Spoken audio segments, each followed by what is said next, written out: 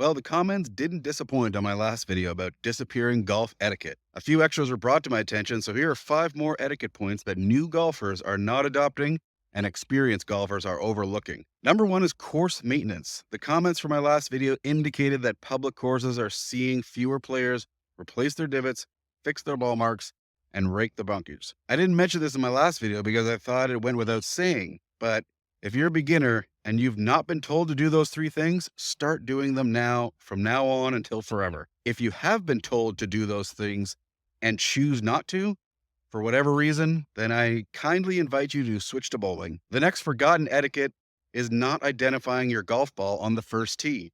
This goes for anyone, but specifically if you're playing in a match or recording your score for handicap purposes. If the time comes to search for your ball, everyone will already know what to look for and will remove all doubt of any foul play.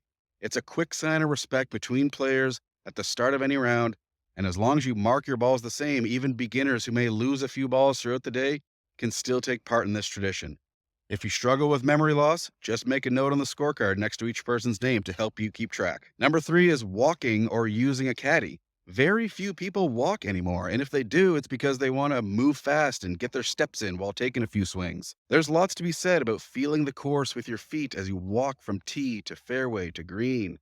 As you ascend and descend each hill, you can get immersed in the landscape more than if you're speeding through it on a power cart. Even better if you have a trusted associate on your bag who can educate you on the course's dark little secrets. I realize the logistics of having a caddy these days are a bit expensive, but if you want to create the same feeling, play 2-person teams, scramble format. This will give you the same team atmosphere that having a caddy provides.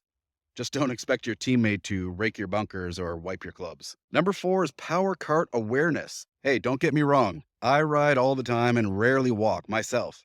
Just because I take a cart 90% of the time doesn't mean I don't miss walking. But when I do take a cart, I always obey the cart rules, and sometimes that means being stricter on myself than what the course suggests. Here's what I mean. I will always park my cart well behind anyone who is teeing off or hitting their shot in the fairway, just in case the cart or anything in it wants to make a sound or if the e-brake malfunctions, etc. When I enter the fairway, I choose a spot less traveled. Just because the little post and rope ends doesn't mean every single cart must drive on that same patch of grass. Spread out your fairway entries to keep the course looking great, and I always park my cart at the back of the green, out of sight, if possible. This does 2 things. It doesn't distract your playing partners, and it makes it easy and quick for you to exit the green, get to your cart, and get to the next tee so the group behind can continue. Lastly, I've noticed the steep decline in knowing the rules amongst golfers of all levels. Unfortunately, there's too many people out there claiming a certified handicap but don't know the difference between a yellow or a red penalty area. Now, I'm not saying that you have to memorize the rule book before playing golf, but it should be part of anyone's journey to become better at the game. Knowing the rules might be overwhelming, but will only help you score better and lower your handicap. The USGA app makes it easy to look up rules, so next time you have a question, instead of just making up your own rule between you and your playing partner, look it up or make a note of it and look it up after your round so you know for next time. Do this for a few years and you'll know the whole rulebook inside and out. Disappearing etiquette is something we have to come together as golfers to protect. Many people before us did the same to keep this game available and honorable. Change for the sake of change is not what golf is all about. We like golf for the rules because it gives us pride in knowing them.